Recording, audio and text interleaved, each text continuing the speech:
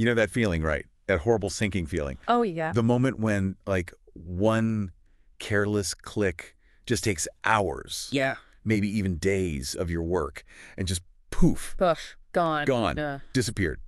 Like some kind of, I don't know, digital nightmare magic. It's the worst. That absolute gut punch when something you've poured real effort into just vanishes in an instant. Right. You're humming along, things are going great, and then Catastrophe. exactly.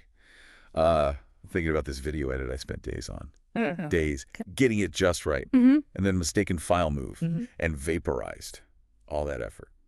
Instantly wiped out. Mm. And honestly, even writing this deep dive script, it nearly met the same fate. A quick delete, and I was just staring at a blank screen. Pure frustration. That immediate sense of loss, the frustration, it's incredibly common. And our source material for this deep dive really digs into this whole experience. We're talking about those, digital disaster moments, specifically the accidental deletion or loss of important creative work, projects, maybe personal achievements, really anything digital that matters to you. Right. So we've really dived deep into these sources to figure out not just what happens, in that awful moment, but actual practical ways to pull yourself back from the brink. Yeah, how to navigate the chaos. Exactly.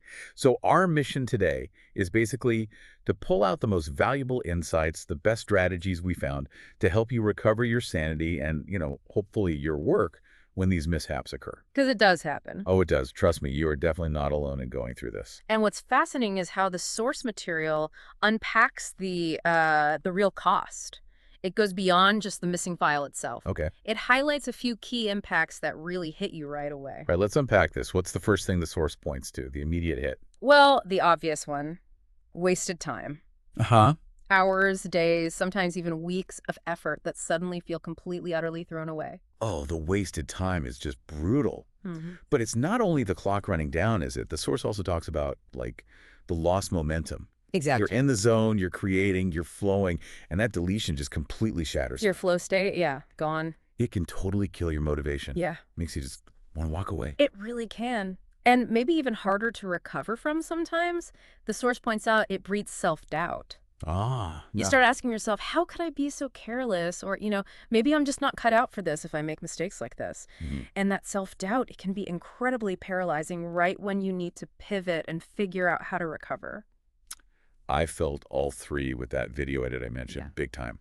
The self-doubt was so bad, I genuinely questioned if I should even be doing creative work anymore. Wow.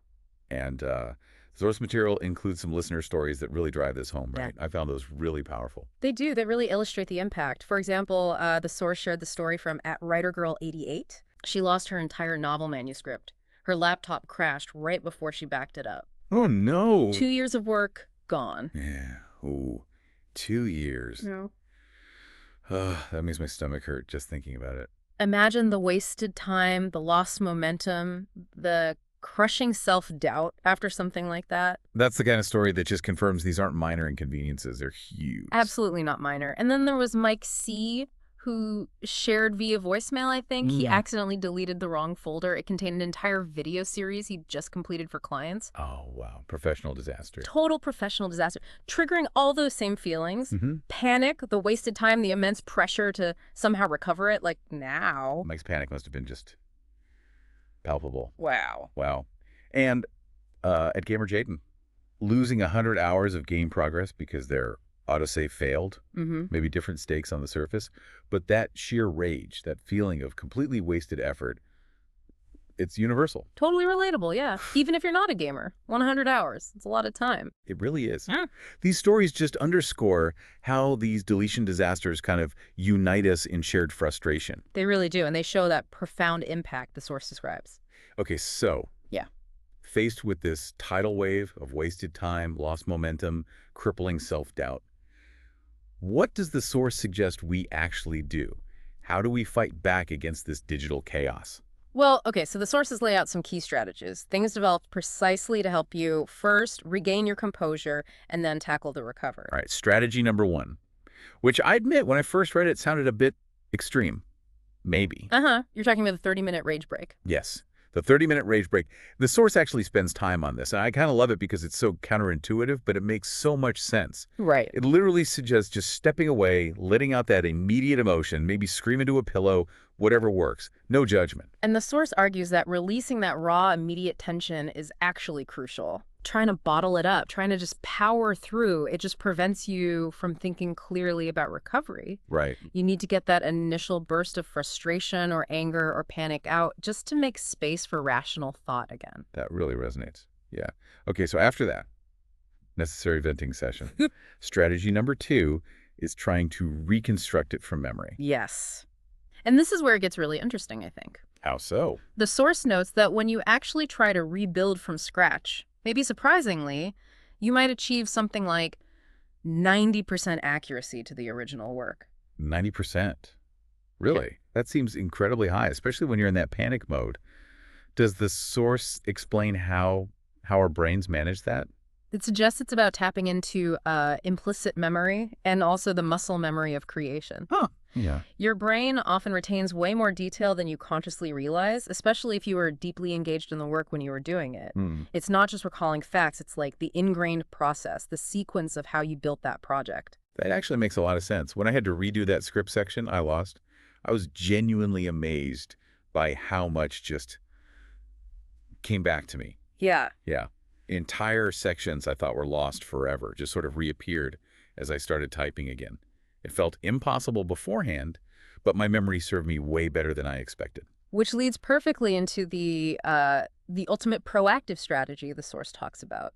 Implementing robust backup systems. Ah, yes. Prevention. This is the critical safety net, the thing the source strongly advocates for. And this is the stuff you absolutely need to have in place before disaster strikes. Right, exactly. The source highlights specific, really actionable measures here. Right, like setting up autosaves every 10 minutes in whatever software you're using. That's a baseline. Okay, 10 minutes. That way, even if the application crashes or something goes wrong, you're only losing, a few minutes of work, not hours. And layering that with hourly cloud backups. Yes, hourly cloud backups. That's your offsite insurance policy. Right, so even if your physical machine is, I don't know, destroyed in a fire. Or stolen, yeah. A relatively recent version of your work is still stored securely somewhere else. It's about minimizing the potential damage exponentially. Makes total sense. Precisely. And then there's one final, incredibly simple precaution the source mentions, something that often gets overlooked in the rush. Okay. What's that? Just asking yourself that simple but crucial question before you ever hit that final confirmation button. Am I absolutely sure? That's the one. It sounds almost silly, doesn't it? A little, yeah, but... But how many times have we, or someone we know, just clicked yes on a delete prompt out of pure habit or haste without actually reading what it says? Guilty. Definitely done that. That one moment of just pausing, taking a breath, and asking that question, it can prevent the entire disaster scenario from even starting. It's kind of brilliant in its simplicity, actually. Yeah. Just slow down for 1 second. So what does all this mean for you, listening? Well, it means these strategies aren't just like theoretical concepts. They're practical steps. They've been refined through actual experiences of disaster and recovery, like those stories we heard. Right. So, back up your work. Hourly, daily, weekly, seriously, trust us on this one. Whatever system works for you, implement it. And give yourself permission for that rage break if disaster does strike. Processing the frustration is a legitimate, even necessary step in the recovery process. Don't skip it. Totally. And frankly, maybe share your own stories too. Knowing others have faced this digital nightmare and actually found their way back, maybe through rebuilding from memory, maybe relying on a backup, it normalizes the panic. It empowers the recovery. Yeah, it reminds you it's possible to get through it. So looking back at all the source material, it so clearly highlights the devastating impact of digital loss, right? The lost time, the momentum, the self-doubt. Yeah. But it also highlights the immense relief that comes from either successful recovery or maybe just knowing you had those prevention systems in place. So it really raises a final question for you to consider. If the potential for instant deletion actually makes us appreciate the value of our digital creations and the effort we pour into them more, how does anticipating that potential loss change the way you approach creating and saving your work from the very beginning? Does building resilience, maybe through experiencing these digital setbacks, ultimately make us more mindful, more careful creators in the long run? Something to think